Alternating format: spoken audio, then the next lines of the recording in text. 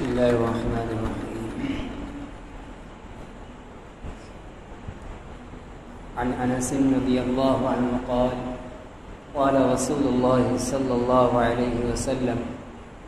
من أحب أن يبسط له في رزقه وينسأ له في أثره فليصل رحمه متفق عليه.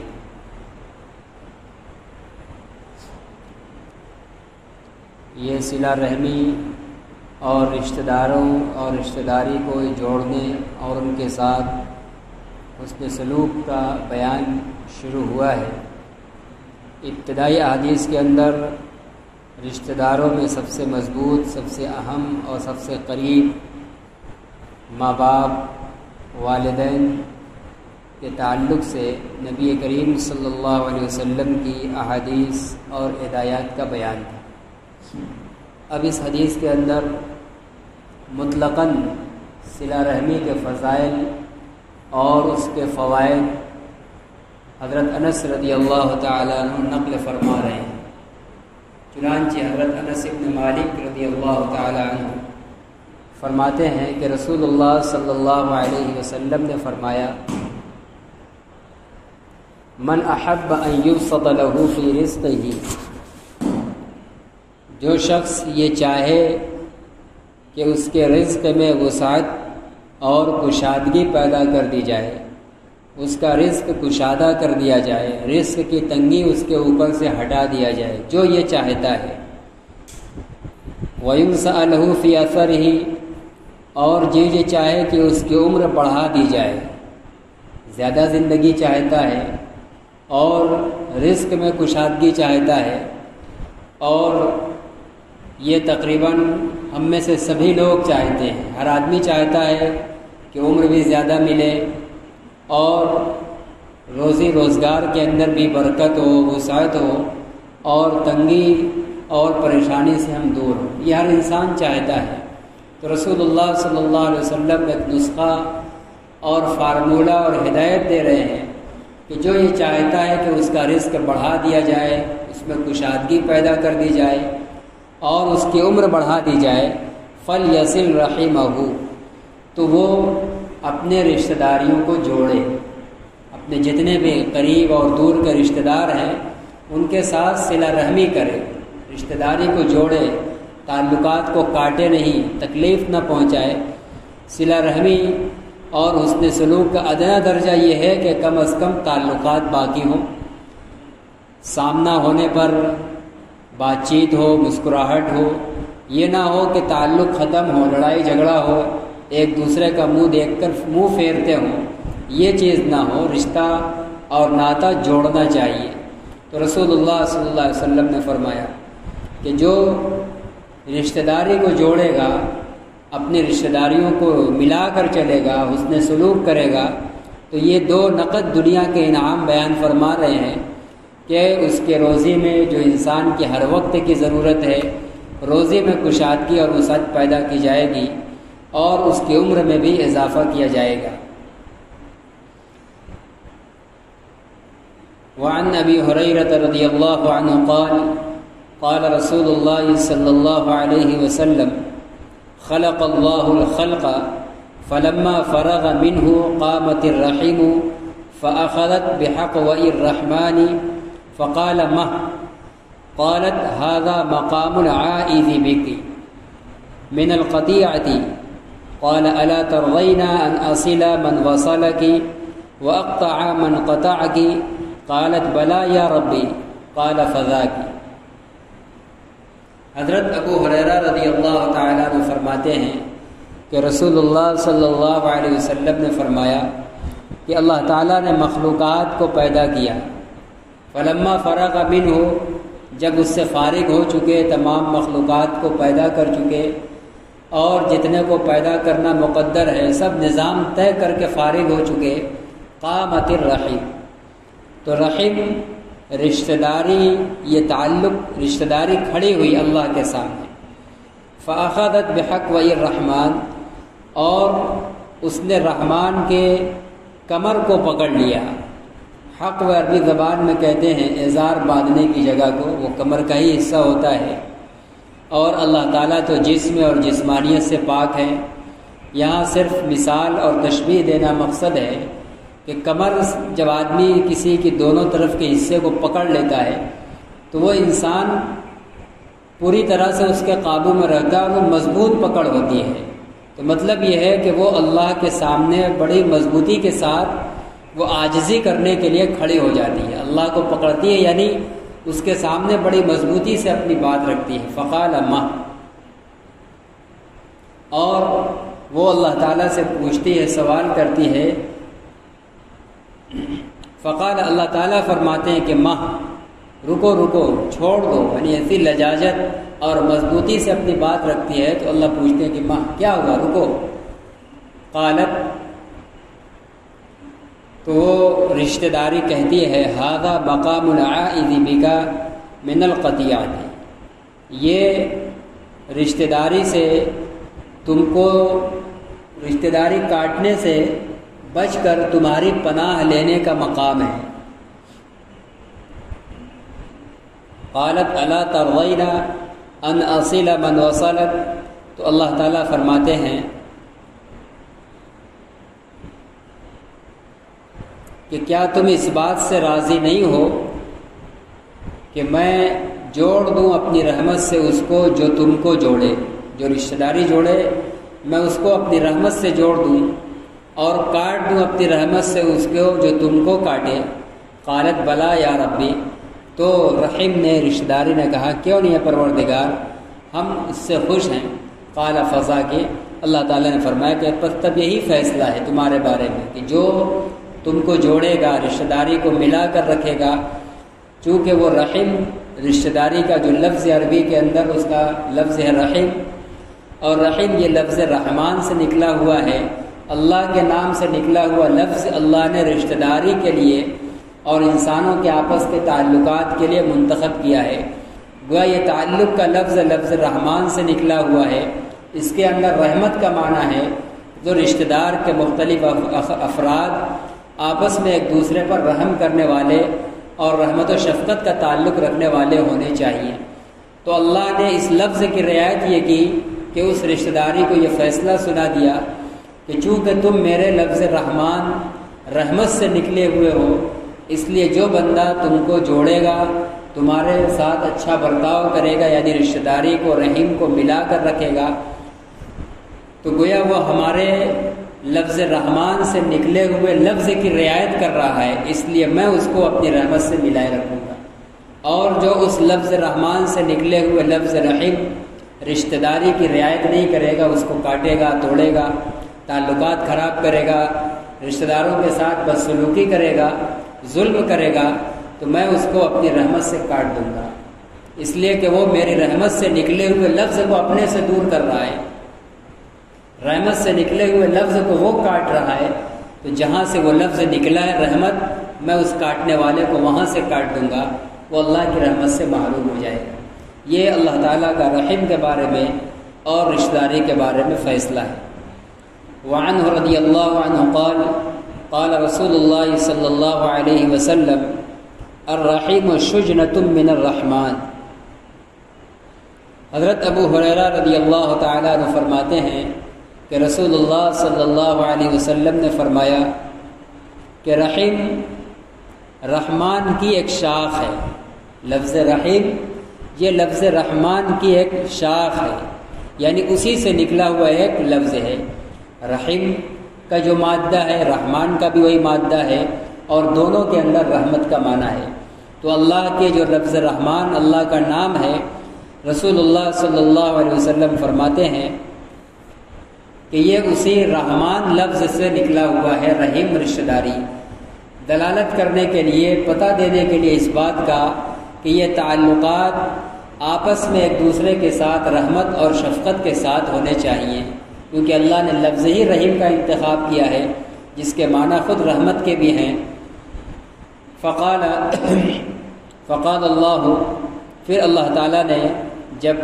رشتہ داری کے لیے لفظ رحیم کو نکالا، اس کا انتخاب فرمایا، اپنے لفظ رحمان سے نکالا، تو اس کو مخاطب کر کے کہا من وصلک وصلت،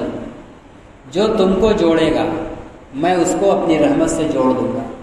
ومن قطعکی، اور جو تم کو کاٹے گا، قطعتہ، میں اس کو اپنی رحمت سے کاٹ دوں گا۔ وعن عائشہ رضی اللہ عنہا قالت قال رسول اللہ صلی اللہ علیہ وسلم الرحیم معلقۃ بالعرش تقول من وصلنی وصلہ اللہ ومن قطعنی قطعہ اللہ۔ حضرت عائشہ صدیقہ رضی اللہ تعالی عنہ فرماتی ہیں کہ رسول اللہ صلی اللہ علیہ وسلم نے فرمایا کہ رحم عرش کو پکڑ کر لٹکی رہتی ہے۔ رحیم جس کا معنی رشتہ داری ہے، جو اللہ کے لفظ رحمان سے نکلا ہوا ہے، کرے کہ یہ رحم عرش کو پکڑ کر لٹکی ہوئی ہے، تقول، اور وہ لٹک کر کہتی رہتی ہے، من وصلنی وصلہ اللہ، جو مجھ کو جوڑے گا، جو رشتہ داری کو جوڑے گا، اللہ اس کو اپنی رحمت سے جوڑ دے۔ یہ دعا دیتی ہے، خود رشتہ داری اور عرش کو پکڑے ہوئے ہے۔ ومن قطعنی قطعہ اللہ، اور جو مجھ کو کاٹے گا، توڑے گا، اللہ اس کو اپنی رحمت سے کاٹ دے۔ تو یہ 3 حدیثیں آ گئیں، 2 حضرت ابو ہریرہ رضی اللہ تعالیٰ عنہ کی اور 1 حضرت عائشہ رضی اللہ تعالیٰ عنہ کی۔ اس میں یہ بیان ہے کہ رشتہ داری جس کے لیے عربی میں لفظ رحیم کا اللہ نے انتخاب کیا ہے اور اس کو اپنے رب الرحمان سے نکالا ہے، اس کو جو بندہ جوڑ کر چلے گا، حسن سلوک کرے گا رشتہ داروں کے ساتھ، تعلقات کو اچھا قائم رکھے گا، تو اللہ کا وعدہ ہے کہ اس کو اپنی رحمت سے جوڑیں گے۔ اور جو رشتہ داری اور تعلقات کو توڑ اور کاٹ کر رکھے گا، اللہ اس کو اپنی رحمت سے کاٹ دیں گے، اس لیے کہ وہ رحیم سے کٹا ہوا ہے۔ اور حضرت عائشہ کی روایت میں ہے کہ رحیم اور رشتہ داری خود یہ دعا اور بد دعا کرتی ہے۔ رشتہ داری جوڑنے والے کو دعا دیتی ہے کہ اللہ اس کو اپنی رحمت سے جوڑ دے، کہ اس نے لفظ رحمان سے نکلے ہوئے نام رحیم کی رشتہ داری کا لحاظ کیا ہے، تو اللہ اس کو اپنی رحمت سے ملائے۔ اور جو اس کو کاٹتا ہے تو اس کے لیے بد دعا کرتی ہے کہ اللہ اس کو اپنی رحمت سے کاٹ دے۔ لیکن ان تینوں حدیثوں کے اندر ایک چیز کا فرق ہے جو قابل توجہ ہے۔ حضرت ابو ہریرہ کی پہلی حدیث میں تھا کہ جب اللہ مخلوقات کی تخلیق سے فارغ ہوئے تو رشتہ داری کھڑی ہوئی اور اس نے اللہ کو مضبوطی سے پکڑ لیا۔ اللہ کو پکڑنے کا مطلب یہ ہے کہ بہت ہی عاجزی اور مضبوطی کے ساتھ اللہ کے آگے گر کر جھک کر اپنی فریاد رکھی۔ اور دوسری حدیث میں ہے ابو ہریرہ رضی اللہ تعالیٰ عنہ کی کہ رحیم یہ لفظ رحمان سے نکلا ہوا ہے۔ اور حضرت عائشہ کی تیسری روایت میں ہے کہ رحیم جس کا معنی رشتہ داری کا ہے، جو رحمان سے نکلا ہوا ہے، یہ عرش پکڑ کر لٹکی ہوئی ہے۔ تو 3 طرح کی کیفیت بیان کی گئی ہے۔ تو شراح حدیث نے، محدثین نے لکھا ہے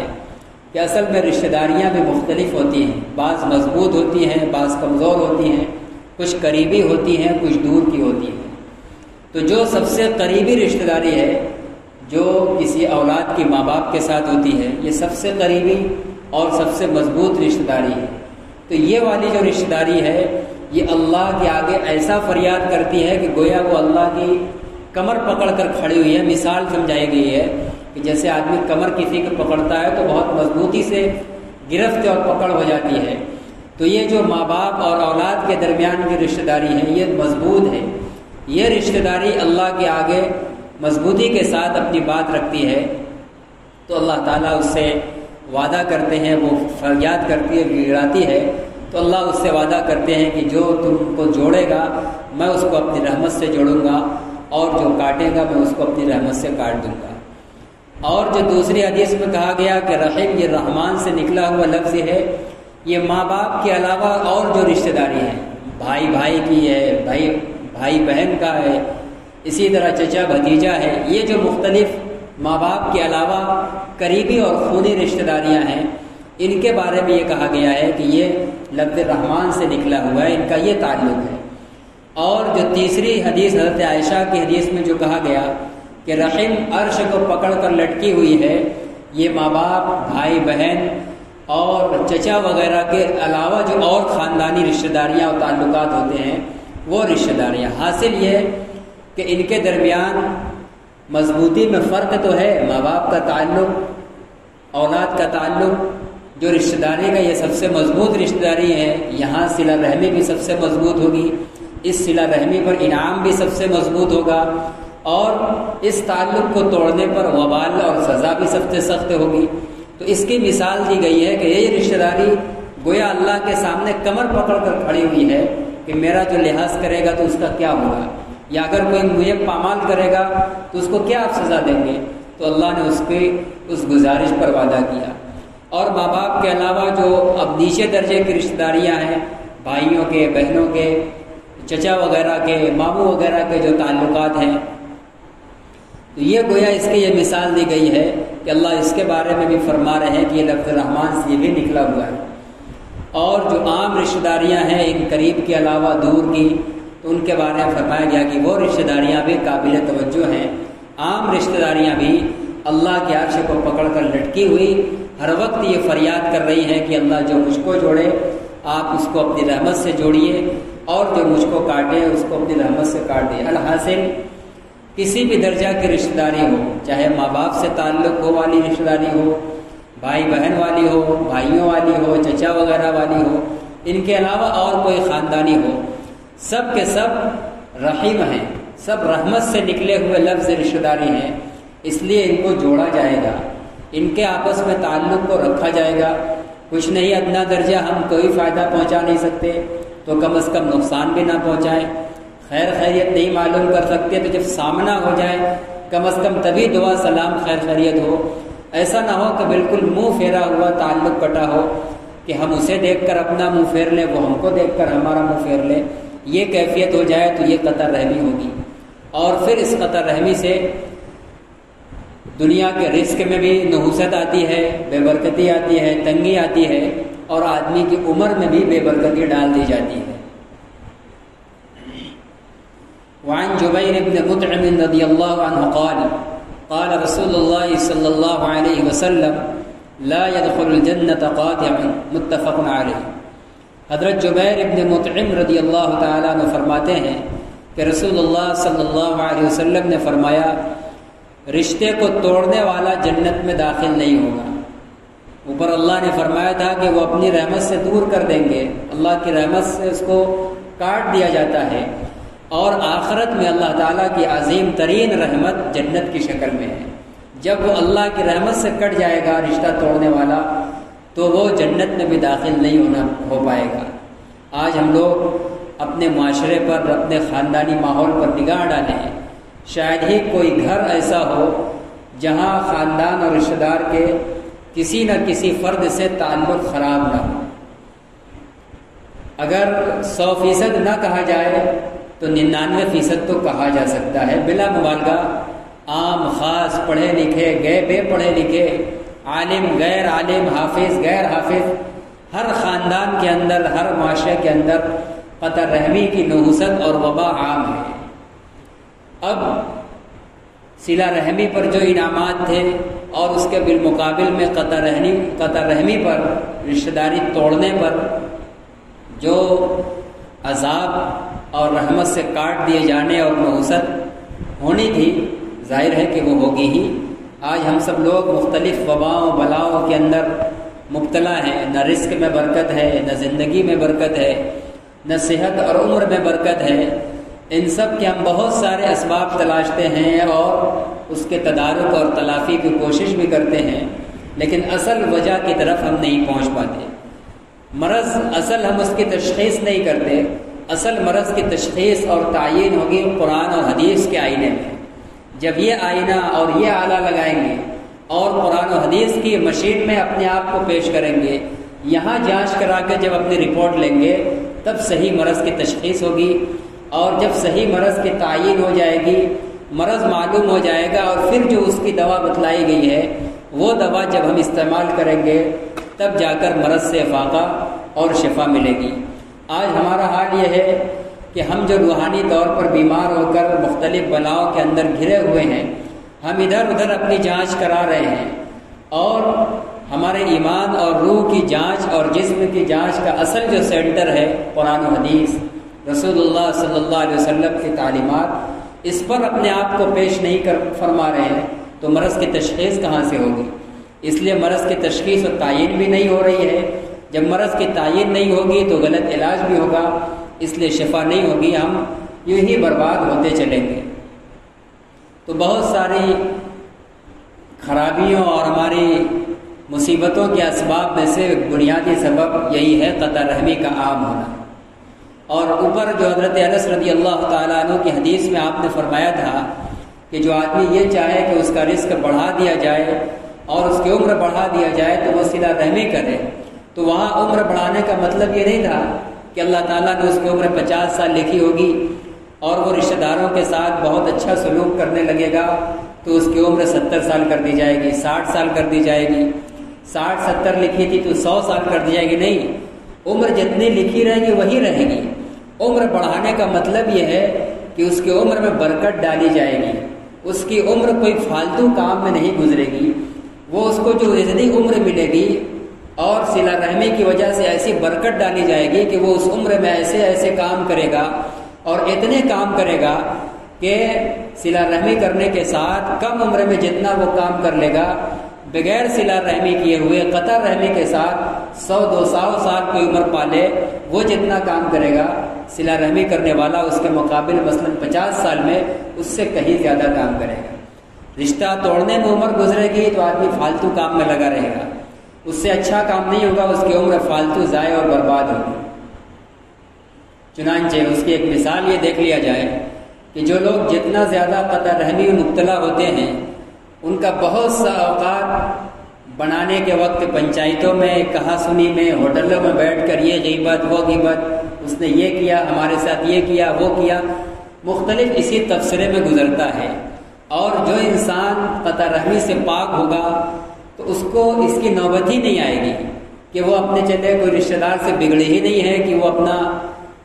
رونا روئے کہ ہاں کیا ہوا، ہم نے کیا کیا، اس نے کیا کیا، کبھی بنانے کے لیے پنچایت میں وقت ضائع کرنا پڑے،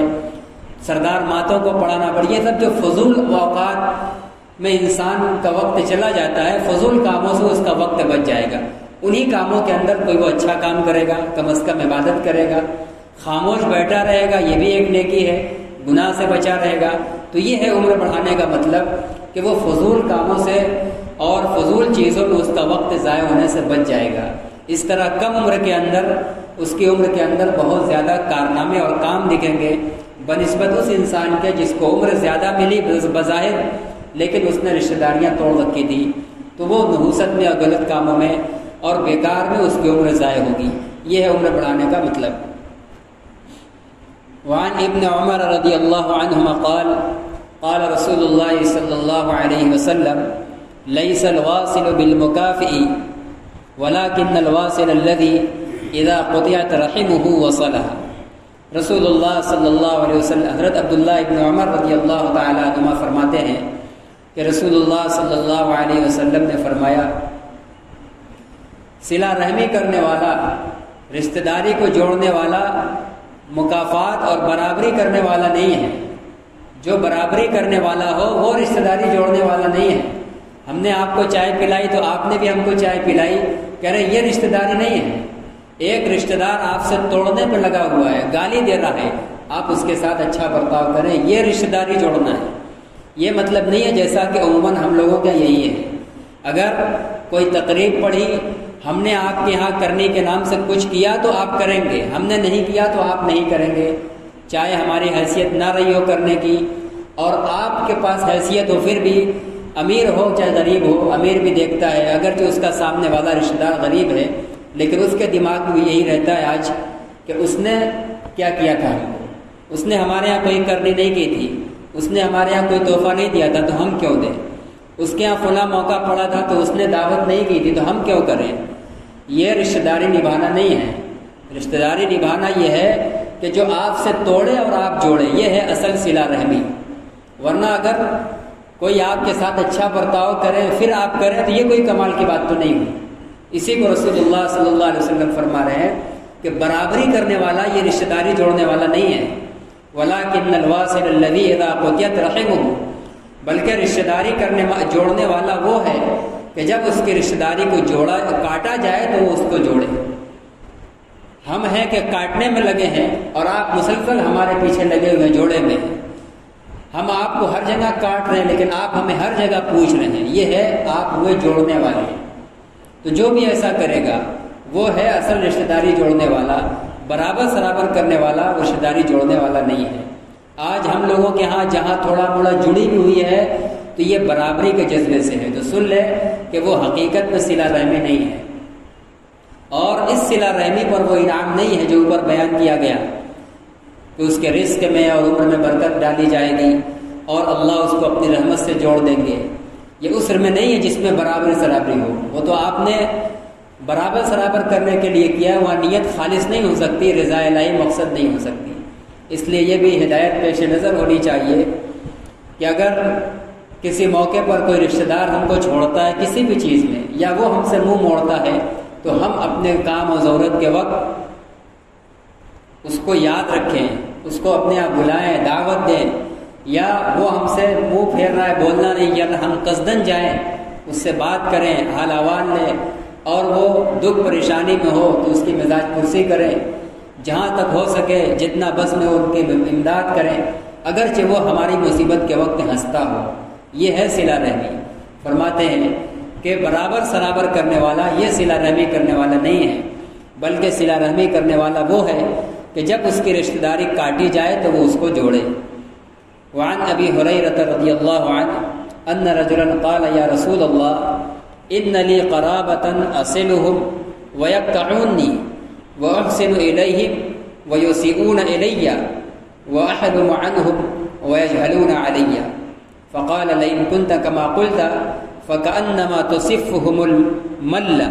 ولا يزال معك من الله ظهير عليهم ما دمت على ذلك، رواہ مسلم۔ یہ روایت بھی اسی عبداللہ ابن عمر کی پہلی والی روایت جس میں کہا گیا کہ برابر سرابر کرنے والا یہ صلہ رحمی کرنے والا نہیں ہے، اسی مضمون کی مزید وضاحت اور تائید ہے۔ حضرت ابو ہریرہ رضی اللہ تعالیٰ عنہ سے منقول ہے کہ ایک شخص حاضر ہوا دربار نبوت میں اور کہا اے اللہ کے رسول ان لی قرابۃ اصلهم، میرے کچھ رشتہ دار ہیں، میں ان کے ساتھ صلہ رحمی کرتا ہوں، ان سے جوڑنے کی کوشش کرتا ہوں، وَيَقْطَعُونِّ، لیکن وہ مجھ کو کاٹتے ہیں۔ میں تعلق بنانے جوڑنے میں لگا ہوں، وہ توڑنے میں لگے ہیں، مجھ کو الگ کرنے میں لگے ہیں۔ وَأَحْسِنُ إِلَيْهِمْ، اور میں ان کے ساتھ اچھا برتاؤ کرتا ہوں،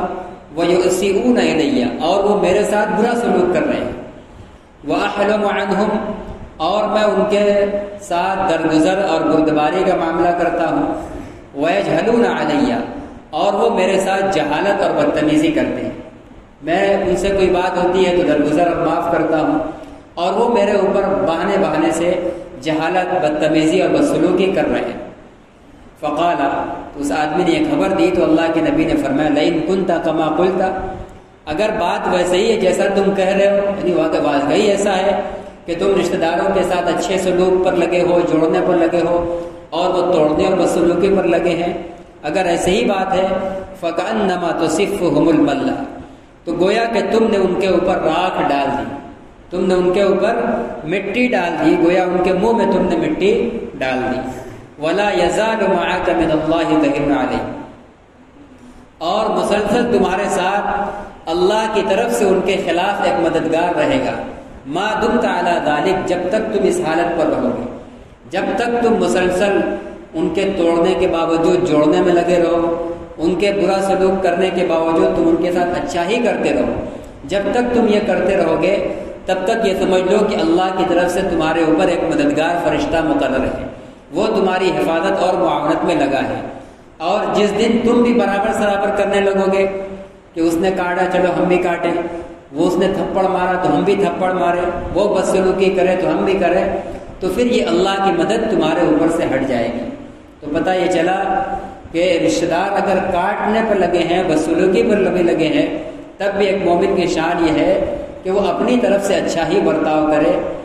اچھا ہی سلوک کرے، جوڑنے کی کوشش کرے، تاکہ وہ صلہ رحمی کرنے والوں میں شامل ہو جائے، صلہ رحمی کرنے کا انعام کا وہ حقدار ہو جائے۔ وہ لوگ اگر بدسلوکی کر رہے ہیں تو وہ قطع رحمی کے وبال میں مبتلا ہوں گے، اور اس صلہ رحمی کرنے والے کا ایک انعام اور ایک وعدہ اس کے لیے یہ ہے کہ اللہ کی طرف سے ایک مددگار اس کے اوپر بیٹھا دیا جاتا ہے۔ وعن ثوبان رضی اللہ عنہ قال قال رسول اللہ صلی اللہ علیہ وسلم لا يرد القدر الا الدعاء ولا يزيد في العمر الا البر وان الرجل ليحرم الرزق بالذنب يصيبه رواہ ابن ماجہ۔ حضرت ثوبان رضی اللہ تعالیٰ عنہ فرماتے ہیں کہ رسول اللہ صلی اللہ علیہ وسلم نے فرمایا کہ تقدیر کو نہیں لوٹاتی کوئی چیز سوائے دعا کے۔ جو چیز اللہ تعالیٰ نے متعین کر دیا ہے، تقدیر میں لکھ دیا ہے، تقدیر میں لکھی ہوئی چیز رد نہیں ہوتی، اس میں تبدیلی نہیں ہوتی۔ ہاں فرماتے ہیں کہ مگر ایک چیز ہے، دعا ایسی چیز ہے کہ اس سے تقدیر کا لکھا ہوا بھی بدل جاتا ہے۔ بعض حدیثوں میں دعا کو مومن کا ہتھیار کہا گیا ہے۔ ہر ایمان والے کو اپنی ہر جائز ضرورت کے لیے، دنیا کی بھی اور آخرت کی بھی، اللہ سے کامل طور پر پر امید ہو کر دعا کا دامن مضبوطی سے پکڑنا چاہیے۔ اس سے تقدیر بھی بدل جاتی ہے۔ اور تقدیر دو طرح کی ہوتی ہے، ایک تقدیر مبرم کہلاتی ہے، ایک تقدیر معلق۔ تقدیر مبرم جو بالکل پختہ اور پیٹنٹ ہوتی ہے، اس میں کوئی تبدیلی نہیں ہوتی۔ اور تقدیر معلق مثلا اللہ تعالیٰ یہ لکھ دیتے ہیں کہ فلاں شخص کے لیے یہ چیز ہے، اگر یہ دعا کر لے گا تو دعا کی برکت سے ہم اس کو یہ ہٹا کر، مثلا یہ مصیبت ہٹا کر یہ خیر دے دیں گے۔ تو ایسی تقدیر دعا کی وجہ سے بدلتی ہے۔ اور یہ تو اللہ ہی کو معلوم ہے کہ ہمارے اوپر جو حالات آئے ہیں ان کا تعلق تقدیر مبرم سے ہے یا معلق سے۔ بندے کو اللہ سے امید لگا کر دعا کا دامن مضبوطی سے پکڑ لینا چاہیے۔ کیا بعید کہ وہ اللہ تعالیٰ کی ہاں تقدیر معلق سے تعلق رکھتی ہو اور دعا کی برکت سے اللہ تعالیٰ ہماری تقدیر کو بدل دے، اچھی تقدیر لا دے، برائی کو ہٹا دے۔ وَلَا يَزِيدُ فِي الْعُمْرِ إِلَّا الْبِرُّ، اور نیکی عمر کے اندر اضافہ نہیں کرتی ہے مگر حسن سلوک، کسی کے ساتھ اچھا برتاؤ کرنا، رشتہ داروں کے ساتھ یہ اچھا برتاؤ کہہ رہے ہیں نیکی میں عمر میں اضافہ کرتا ہے۔ عمر اللہ نے جو لکھی ہے اس کے اندر کوئی بڑھوتری نہیں ہوتی ہے، کہہ رہے سوائے حسن سلوک کے۔ اگر رشتہ داروں کے ساتھ، دیگر لوگوں کے ساتھ اچھا برتاؤ اور اچھا سلوک کیا جائے تو اس سے عمر میں اضافہ ہو جاتا ہے۔ عمر میں اضافے کا ایک مطلب تو وہی ہے جو میں نے ابھی اوپر کہا تھا کہ اس کی عمر میں ایسی برکت ڈالی جاتی ہے کہ اس کی عمر فالتو کاموں میں ضائع نہیں ہوتی، وہ اسی عمر میں اتنا کام کر لیتا ہے گویا کہ اس نے اس سے ڈبل عمر پائی ہے، اس سے ڈبل عمر میں گویا عام آدمی وہ کام کرتا ہے۔ یا اگر اللہ نے یہی لکھ رکھا ہے تقدیر میں کہ فلاں کی عمر 50 سال ہے، اگر وہ